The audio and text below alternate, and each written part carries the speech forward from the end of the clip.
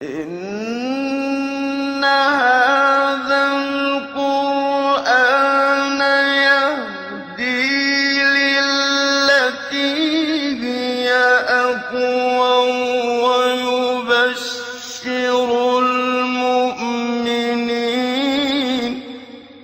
ويبشر المؤمنين الذين يعملون الصالحات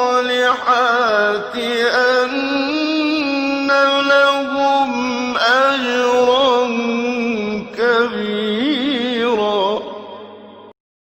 بسم اللہ الرحمن الرحیم الحمد للہ رب العالمین وبہ نستعین وصلی اللہ وسلم علی سید الانبیاء والمرسلین وعلی آلہ واصحابہ اجمعین ومن تبعہم بإحسان الی یوم الدین، اما بعد۔ سلسلہ تفسیر کی یہ 8ویں نشست ہے، اور اس نشست میں انشاءاللہ سورۃ الحج کی 19ویں آیت کریمہ کی تفسیر ہوگی۔ اللہ رب العالمین نے ارشاد فرمایا، ھذان خصمان اختصموا فی ربہم، ھذان خصمان اختصموا فی ربہم، اس آیت کریمہ سے متعلق کئی ایک باتیں ہیں۔ آج کی اس نشست میں سب سے پہلی بات یہ ہے کہ ہم اس سے پہلے ہر سورت کے آغاز میں، بلکہ جب ہماری تفسیر کا آغاز ہوا تھا تب بھی، اور ہر سورت کے آغاز میں میں نے اس بات کی نشاندہی کی ہے جو اہل علم کرتے آئے ہیں کہ ہر سورت کی یا ہر آیت کریمہ کی، یعنی ہر آیت کریمہ کا سبب نزول ہو یا ہر سورت سے متعلق سبب نزول ہو، ایسا ضروری نہیں ہے۔ جیسے فضیلت ثابت ہونا ضروری نہیں، جیسے فضائل بتائے جاتے ہیں، اس آیت کی فضیلت، اس سورت کی فضیلت، وہ بھی ثابت شدہ ہونا چاہیے سبب نزول سے متعلق بھی۔ تو قرآن مجید، تو یہ جو سورۃ الحج ہے، سورۃ الحج کی یعنی اس سے پہلے والی جو 18 آیتیں ہیں، ان 18 آیتوں سے متعلق ایسی کوئی حدیث ہمیں نہیں ملتی ہے۔ اہل علم نے اس سلسلے میں کسی طور پر بھی اشارہ بھی نہیں کیا ہے کہ اس کا بھی کوئی سبب نزول ہے، لیکن یہ جو 19ویں آیت کریمہ ہے، اس آیت کریمہ سے متعلق اہل علم نے کہا کہ اس کا سبب نزول ہے۔ اس سلسلے میں سبب نزول کی اگر بات کرتے ہیں تو آج کی تاریخ میں، یعنی 1442 ہجری جو چل رہا ہے، آپ دیکھیں گے کہ خصوصاً عربی زبان میں متعدد کتابیں آئی ہیں سبب نزول کے نام پر۔ اسباب النزول جو علامہ واحدی کی ہے، جو اس موضوع کی ایک طرح سے اولین کتاب ہے، تو اس کے بعد سے آج تک مستقل اس پر کتابیں لکھی گئی ہیں۔ العجاب بہت معروف ہے حافظ ابن حجر کی، وہ بھی ہمارے پاس ہے موجود۔ متعدد اصحاب علم لکھی ہیں، لیکن میں اس سلسلے میں یہ ارشاد ضرور کروں گا کہ المحرر فی اسباب النزول من خلال الکتب التسعہ، شیخ خالد بن سلیمان المزینی کی 2 جلدوں میں ہے،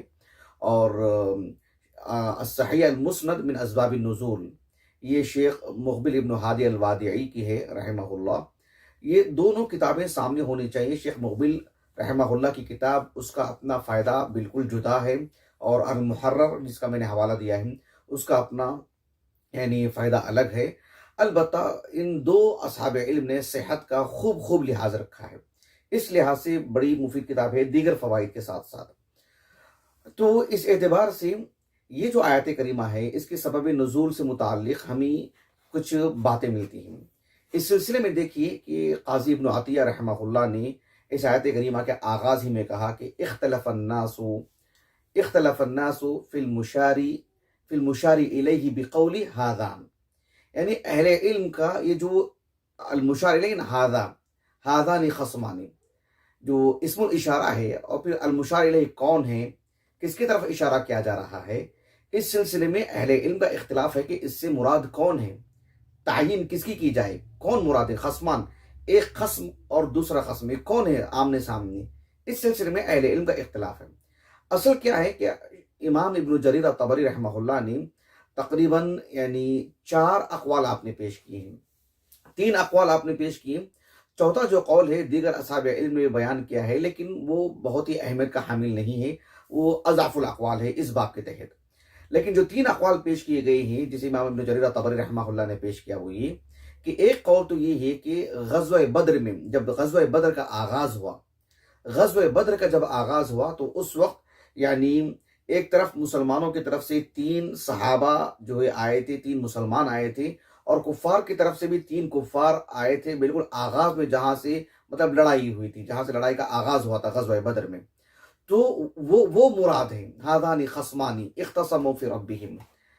اس سلسلے میں جو احادیث آتی ہیں وہ متفق علیہ حدیث ہے ایک، جسے ابو ذر الغفاری رضی اللہ عنہ سے مروی ہے.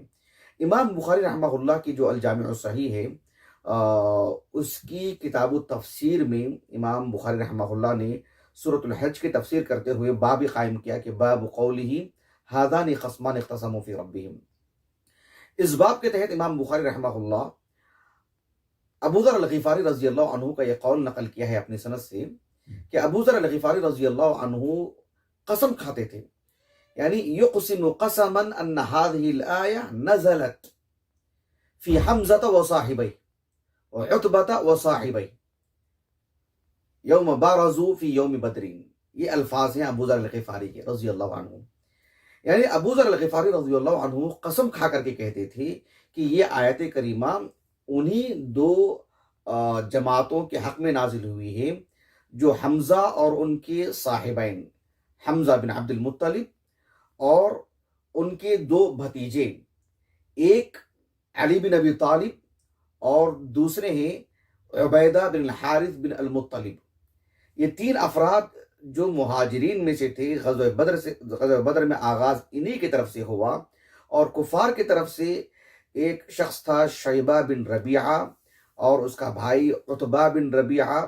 اور عتبہ بن ربیعہ کا ایک لڑکا تھا، اس کا جو بیٹا تھا جس کا نام تھا ولید ابن عتبہ. یہ تینوں کفار کی طرف سے، قریش کی طرف سے تھے. تو انہی دونوں کے حق میں یہ آیت کریمہ نازل ہوئی ہے. قسم کھا کر کے کہا کرتے تھے ابو ذر الغفاری رضی اللہ عنہ. امام بخاری رحمہ اللہ نے اس روایت، یہ جو روایت ہے یہ تو متفق علیہ ہے، صحیح بخاری صحیح مسلم دونوں میں ہے. امام بخاری رحمہ اللہ نے اس روایت کے بعد ایک اور بھی روایت لائے ہیں جو علی بن ابی طالب سے مروی ہے، جو صحیح بخاری ہی میں موجود ہے، صحیح مسلم میں وہ نہیں ہے. علی بن ابی طالب رضی اللہ عنہ یہ کہا کرتے تھے کہ انا اول من یجثو بین یدی الرحمن فی الخصومت یوم القیامہ، کہ میں وہ پہلا شخص ہوں جو رب العالمین کے سامنے یعنی اپنے گھٹنوں کے بل بیٹھوں گا بحیثیت ایک خاصم کے ایک قسم کے طور پر، یعنی الخصومہ جسے کہتے ہیں کہ کسی کا ان کے حق میں ایک معاملہ ہوا ہے، یعنی اللہ رب العالمین کے نام پر، اللہ رب العالمین کے دین کے نام پر میں ایک طرف تھا اور اللہ کے دین کے مقابل ایک اور شخص تھا. دونوں اپنا اپنا جھگڑا لے کر رب العالمین کے حضور حاضر ہوں گے اور اللہ تعالیٰ دونوں کے حق میں فیصلہ فرمائے گا. تو کہا کہ انا اول من یجثو، جیسا جسو کہ میں نے گھٹنے کے بل بیٹھنا، الجاسیہ ایک سورت ہی نہیں، انا اول من یجثو یوم القیامت، انا اول من یجثو بین یدی الرحمن فی الخصومت یوم القیامہ. یہ علی بن ابی طالب رضی اللہ عنہ کا قول ہے. ان دونوں روایتوں سے یہ بات معلوم ہوتی ہے کہ یہ آیت کریمہ اسی پس منظر میں نازل ہوئی ہے. اسی لیے اصحاب علم نے، خاص کر جنہوں نے تفسیر بالذات تفسیر کی کتاب لکھی ہوں، یا جنہوں نے بھی تفسیر کا ایک حصہ اپنی حدیث کی کتابوں میں داخل کیا ہو، جیسے امام بخاری، امام مسلم وغیرہ، دیگر اصحاب علم بھی، انہوں نے بھی اس آیت کریمہ کی تفسیر میں ان روایتوں کو لائے ہیں یہ بتانے کے لیے کہ یہ آیتیں انہی کے حق میں نازل ہوئی ہیں، جیسے کہ خود ابو ذر الغفاری قسم کھا کر کے کہا کرتے تھے. دیگر صحابہ سے بھی بات جو ہے وارد ہے. اسی لیے قاضی شوکانی رحمہ اللہ نے ان کی جو تفسیر ہے فتح القدیر، اس میں اس آیت کریمہ کے ضمن میں ان دونوں قول کو ذکر کرنے کے بعد کہا کہ اس طرح کا قول جو ابو ذر الغفاری اور علی بن ابی طالب نے کہا کہ وقال بمثل هذا جماعت من الصحابہ، کہ صحابہ کے ایک اور جماعت نے بھی ابو ذر الغفاری اور علی بن ابی طالب کا جو قول ہے ان کی قول کی طرح دیگر اصحاب رسول نے بھی یہ قول کہے ہیں، اور کہا وہم اعرف الناس بغیرہم من اسباب النزول، سبب نزول کی بات کرتے ہیں تو صحابہ دیگر افراد کے مقابلے میں زیادہ معرفت رکھتے ہیں، اور یہ بالکل واضح اور بدیہی بات ہے. یہاں ایک فنی بات ہے جو ایک صحیح بخاری کے طالب علم کے لیے ضروری ہے، وہ یہ کہ جو روایت میں نے ابو ذر الغفاری سے جو ابھی آپ کو سنائی ہے میں نے، یہ ان احادیث میں سے ہے صحیح بخاری کی جن احادیث پر عالم اسلام کے عظیم محدث، عظیم ناقد حدیث امام ابو الحسن علی بن عمر الدارقطنی رحمہ اللہ، انہوں نے صحیح بخاری کی جن احادیث پر، یعنی متفق علیہ احادیث پر، خصوصاً متفق علیہ کہہ رہا ہوں، صحیح بخاری صحیح مسلم کی، خصوصاً صحیح بخاری کی جن احادیث پر آپ نے نقد کیا ہے ان میں سے یہ حدیث مبارکہ بھی ہیں۔ حافظ ابن حجر رحمہ اللہ نے جو حدیث الساری جو آپ نے بطور مقدمہ لکھا صحیح بخاری پر، صحیح بخاری کو لکھنے سے پہلے، اس کی آپ 8ویں فصل اٹھا کر کے دیکھیں، الفصل الثامن۔ الفصل الثامن حافظ ابن حجر رحمہ اللہ نے ان سارے احادیث کو یکجا کیا ہے جن احادیث پر امام دارقطنی رحمہ اللہ نے علمی نقد کیا ہے، اور ایک ایک حدیث کو اور اس میں جو ترتیب رکھی ابن حجر رحمہ اللہ نے، یعنی پہلی کتاب سے لے کر کتاب بدء الوحی، کتاب الایمان، کتاب العلم اور کتاب الوضو الی آخر، یعنی اس طرح کے اعتبار سے ہر کتاب سے ان سارے احادیث کو یکجا کیا ہے جن پر امام دارقطنی رحمہ اللہ نے نقد کیا ہے۔ اور یہ جو حدیث مبارکہ ہے جو ابو ذر الغفاری سے مروی ہے، جو میں نے آپ کو سنائی ہے، اس کا نمبر آتا ہے ترتیب کے اعتبار سے تقریباً، میں جو مجھے ذہن میں ہے، تقریباً 71 یا 72 اس روایت کا نمبر ہے، جس پر امام دارقطنی رحمہ اللہ نے جو نقد کیا ہے، ابن حجر رحمہ اللہ نے اس ترتیب سے ایک ایک حدیث کا جواب دیا ہے۔ ابن حجر رحمہ اللہ نے دراصل جو جواب دیا ہے اس کا خلاصہ کیا ہے کہ امام بخاری رحمہ اللہ نے ابو ذر الغفاری رضی اللہ عنہ کے اس قول کو جس سند سے نقل کی ہیں وہ یہ کہ ابو ذر الغفاری سے روایت کرنے والے جو صاحب علم ہیں وہ کبار تابعین میں سے ہیں، مخضرم ہیں، وہ ان کا نام ہے قیس ابن عباد القیسی، وہ تو کبار تابعین میں سے ہیں، 80 ہجری سنہ وفات ہے ان کا، اور ان سے جو صاحب روایت کرتے ہیں یہ قابل غور بات ہے۔ وہ کنیت سے مشہور ہیں علمی دنیا میں، اوساط تابعین میں سے ہیں، 106 ہجری سنہ وفات ہے ان کا۔ ابو مجلس اس کنیت سے مشہور ہیں، وہ ان کا نام تھا لاحق ابن حمید، ان کا نام تھا۔ کتب ستہ کی سبھی کتابوں میں آپ کی مرویات ہیں، البتہ قیس ابن عباد کی بھی کتب ستہ کی سبھی کتابیں مرویات ہیں سوائے سنن ترمذی کے۔ تو ابو مجلس یہ جو صاحب ہیں اوساط تابعین میں سے ہیں، یہ ابو ذر الغفاری رضی اللہ عنہ کا جو قول ہے نا کہ یقسم قسما ان هذه الآیہ نزلت فی حمزہ و صاحبین، ابو ذر الغفاری رضی اللہ عنہ کا وہ جو قول ہے کہ یہ آیت کریمہ حمزہ رضی اللہ عنہ اور ان کے دو صاحبین اور جو ہے عتبہ، شیبہ اور ولید، ان کے حق میں جو ہے نازل ہوئی ہے، تو ابو مجلس کبھی اپنی سند سے اس بات کو پیش کرتے کہ ابو مجلس اپنے استاذ قیس ابن عباد کا نام لیتے اور پھر ابو ذر الغفاری کے حوالے سے پیش کرتے تھے۔ کبھی ابو مجلس براہ راست ہی اس بات کو پیش کر دیتے، ایسے پیش کرتے گویا کہ ان کا اپنا موقف ہے، ان کی اپنی رائے ہے، کسی کا قول وہ پیش نہیں کر رہے ہیں۔ یہ بات امام بخاری رحمہ اللہ نے صحیح بخاری میں ذکر کر دی ہے اس کو، یعنی صحیح بخاری کی جو کتاب المغازی ہے اس میں باب قتل ابی جہل، اس عنوان کے تحت بھی امام بخاری رحمہ اللہ نے ان روایات کو لائے ہیں، کیونکہ اس کا تعلق بدر سے ہے اور بدر میں مقتول ہوا ابو جہل، تو اس میں بھی ان روایات کو لائے ہیں، اور اس میں امام بخاری رحمہ اللہ نے اس بات کی صراحت فرمائی ہیں کہ ابو مجلس کبھی اس بات کو ابو ذر الغفاری کے حوالے سے پیش کرتے تھے اور کبھی کبھار ایسے پیش کرتے کہ گویا کہ وہ خود قائل ہیں، انہی کا وہ قول ہے۔ اس بات کو سامنے رکھ کر کے امام دارقطنی رحمہ اللہ نے کہا کہ یہ جو ہے مطلب المضطرب کی مثال ہے، یہ یعنی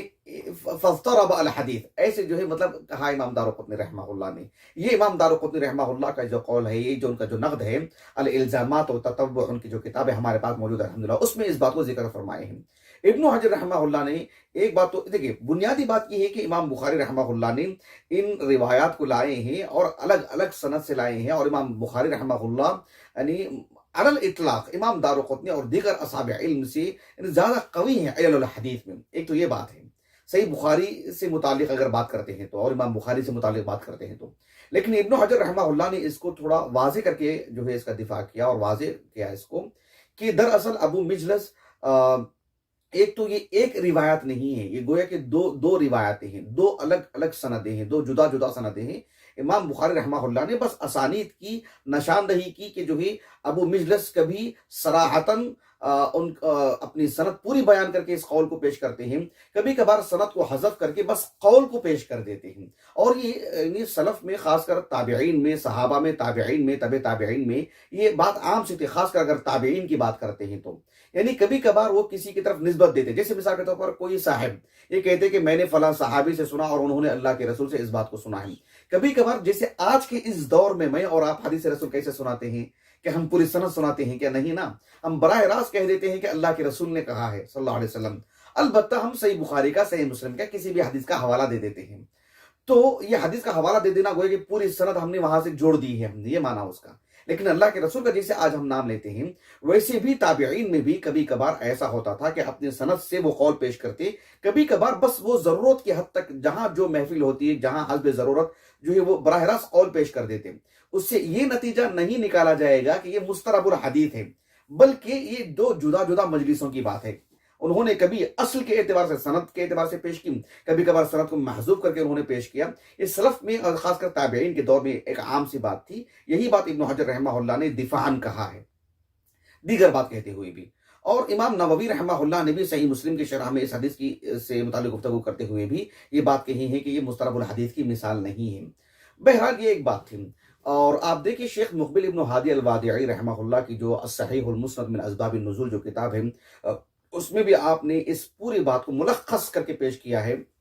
اور شیخ مقبل رحمہ اللہ علم الحدیث سے متعلق ان کی کافی خدمات ہیں، اس باب کو آپ نے کافی آسان کر کے پیش کیا ہے رحمہ اللہ، تو آپ نے اس کو بھی وہاں پر ذکر کیا ہے۔ یہ ایک بات تھی بطور تنبیہ کی جو ابو ذر الغفاری رضی اللہ عنہ کی روایت سے متعلق تھی۔ تو ھذان خصمان اختصموا فی ربہم سے متعلق ایک قول یہ ہے کہ اس میں غزوہ بدر کا جو آغاز ہوا ہے، جن مومنین سے حمزہ بن عبد المطلب اور علی بن ابی طالب اور عبیدہ بن حارث بن المطلب، دونوں بھی بھتیجے ہیں کس کے؟ حمزہ بن عبد المطلب کے رضی اللہ عنہم اجمعین۔ یہ تین تھے، اور کفار میں سے قریش کے جو تین افراد تھے وہ جن کے نام ہم ذکر کر چکے ہیں جی۔ تو یہ ایک بات تھی ایک قول کے اعتبار سے۔ ایک دوسرا قول ملتا ہے جسے امام ابن جریر الطبری رحمہ اللہ نے بھی اپنی سند سے اس کو پیش کیا ہے، لیکن وہ سند ضعیف ہے، لیکن قول کے اعتبار سے وہ قول دیگر آسانی سے بھی ثابت ہے، جیسے کہ ابن کثیر رحمہ اللہ نے سعید ابن ابی عروبہ معروف عالم دین، وہ اپنے استاذ قتادہ بن دعامہ السدوسی، دونوں بصرہ کے علماء میں سے ہیں، دونوں کا میں نے مکمل تعارف کروا چکا ہوں الحمدللہ۔ تو یہ دو قتادہ بن دعامہ السدوسی رحمہ اللہ کا قول ابن کثیر نے پیش کیا ہے، وہ کیا ہے کہ ھذان خصمانی، تو دو جماعتیں کون ہیں؟ کہا کہ ایک طرف اہل ایمان ہیں اور دوسری طرف اہل کتاب ہے، دونوں میں خصم تھا، ایک طرح کا جھگڑا تھا۔ کس بات کو لے کر کے کہ اہل کتاب نے کہا کہ دیکھو ہمارے نبی تمہارے نبی سے پہلے ہیں، یعنی اس دنیا میں آنے کے اعتبار سے، اور یہ بات کہہ کر کے انہوں نے اپنے آپ کو جو ہے اپنی برتری ثابت کرنے کی کوشش کی انہوں نے۔ اور اہل ایمان نے ان کا جواب دیتے ہوئے کہا کہ جو ہے اللہ سبحانہ و تعالیٰ نے ہم پر جو کتاب نازل کی، یعنی ہماری طرف جس نبی کو بھیجا اور ان پر جو کتاب نازل کی، وہ کتاب تو دیگر آسمانی کتابوں پر فیصل ہے، وہ مہیمن ہے اس پر، اور وہ اس پر نگران ہے، اور وہ اس پر تجزیہ کرتی ہے، وہ گویا کہ اس کی ضمانت دیتی ہے، اس میں حق اور باطل آپ نے کتنا کیا کچھ اس میں ضم کر لیا ہے، اس کی صفائی تو یہ کتاب کرتی ہے۔ اس اعتبار سے اس کو برتری حاصل ہے۔ یہ معاملہ تھا، تب جا کر کے آیت نازل ہوئی کہ ھذان خصمان اختصموا فی ربہم۔ ایک بات۔ ایک تیسری بات جو امام مجاہد رحمہ اللہ کے حوالے سے ابن جریر طبری رحمہ اللہ نے ذکر کیا ہے، امام مجاہد، عطا بن ابی رباح، حسن بن ابی الحسن البصری رحمہم اللہ اجمعین، ان سب اہل علم کے حوالے سے وہ یہ کہ دنیا بھر کے جتنے بھی جمیع المؤمنین ایک طرف، اور دنیا بھر کے جتنے بھی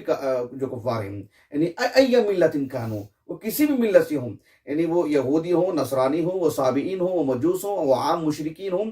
جو کچھ بھی ہوں، ھذان خصم، یعنی ایک طرف اہل ایمان جمیع المؤمنین اور ایک طرف جمیع الکفار۔ یہ ایک قول ہے جو امام مجاہد رحمہ اللہ کا قول جو ہے، مطلب ابن جریر طبری نے ذکر کیا رحمہ اللہ۔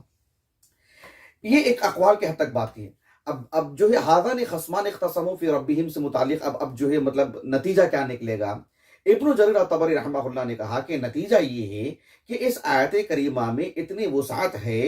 کہ اس میں دنیا بھر کی آدم علیہ السلام سے لے کر کے یعنی قیامت تک آخری جو مسلمان ہوگا، سب مسلمان، سب مومنین ایک قسم جمیع المؤمنین اس میں آ جاتے ہیں، اور جمیع الکفار اس میں آ جاتے ہیں۔ اختصموا فی ربہم، جنہوں نے اپنے رب کی عبادت کو لے کر کے، کس کی عبادت کی جائے، کیا اللہ سبحانہ و تعالیٰ کی عبادت، اس کے دین کو لے کر کے جنہوں نے دو مقابل رکھے ہیں، سب کے سب اس میں آ جاتے ہیں۔ یہ ابن جریر طبری رحمہ اللہ نے کہا۔ ابن جریر رحمہ اللہ نے اس بات کو جب کہا تو اس بات کی دلیل کیا پیش کی انہوں نے؟ ابن جریر طبری رحمہ اللہ نے کہا کہ اس سے پہلے والی آیت کریمہ کو دیکھو، اللہ سبحانہ و تعالیٰ نے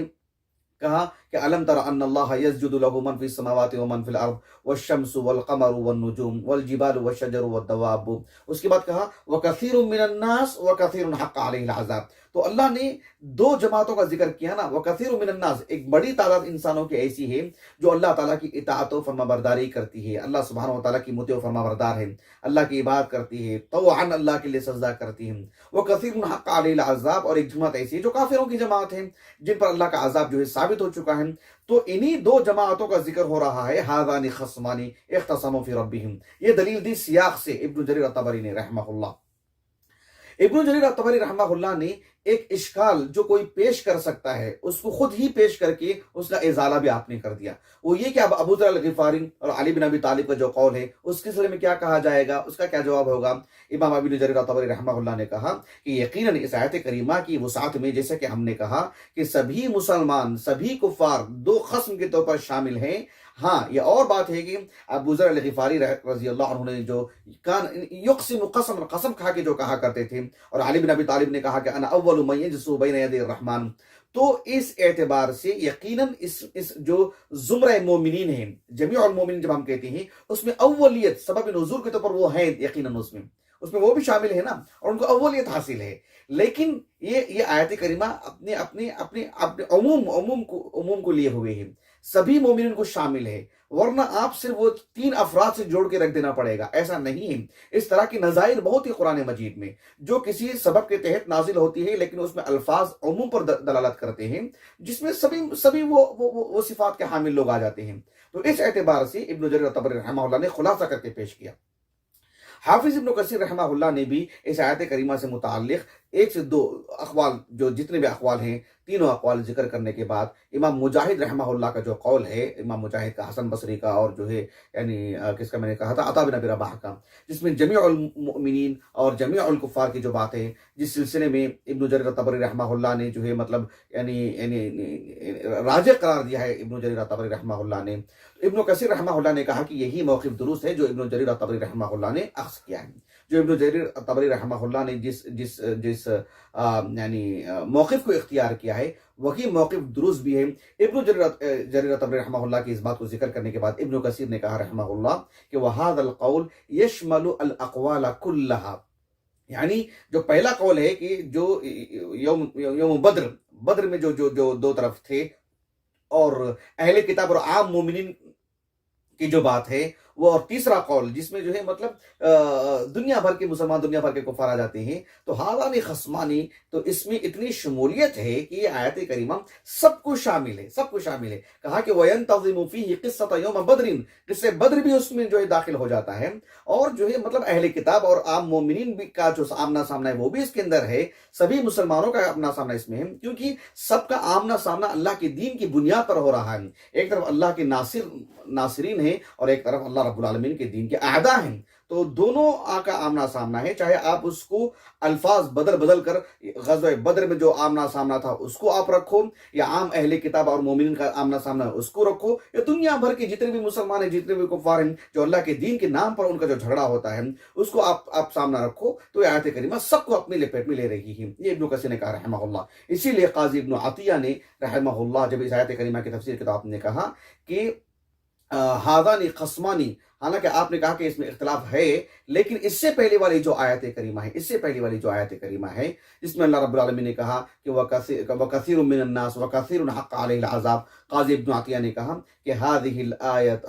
هذا قول تعضده الآیہ، کہ یہ جو قول ہے کہ جس میں سارے مسلمان اور سارے کفار اس کے اندر آ جاتے ہیں، کہا کہ آیت کریمہ اس کو مضبوطی فراہم کرتی ہے، اس کی تائید کرتی ہے اس آیت کریمہ. اور ابن کثیر رحمہ اللہ نے کہا کہ اس ھذان خصمان اختصموا فی ربہم، اس کے بعد والا جو حصہ ہے فالذین کفروا قطعت لهم ثیاب من نار، یہ بھی اس بات پر دلالت کر رہا ہے کہ یہ عام ہے. کیوں؟ اس لیے کہ فالذین کفروا، یہ الذین کفروا سے مراد صرف وہ عتبہ، شیبہ اور ولید ہیں کیا؟ تین ہی ہیں کیا؟ نہیں نا، سارے کفار ہی ہیں نا. تو پھر جب سارے ہی کفار ہیں تو جب ان کے مقابل میں جب انعام کی بات آئے گی تو پھر سارے مومنین اس کے اندر آ جاتے ہیں. یہ بات ابن کثیر نے کہی اور یہی بات جو ہے درست ہے. میں اپنی بات کو ختم کرتا ہوں. انشاءاللہ اس آیت کریمہ کی جو تفسیر ہے، یہ تو سبب نزول سے متعلق بات تھی، تفسیر کی جو بات ہے انشاءاللہ وہ ہم آنے والی نشستوں میں آپ کے سامنے رکھیں گے. اللہ تعالیٰ سے دعا ہے کہ اللہ سبحانہ و تعالیٰ ہماری اس نشست کو ہمارے اساتذہ، ہمارے والدین، ہمارے کل معاونین، مشاہدین، ہمارے اہل خانہ کے لیے، ہمارے لیے اللہ تعالیٰ ذخیرہ آخرت بنائیں. سبحانک اللہم و بحمدک، اشہد ان لا الہ الا انت، استغفرک و اتوب الیک.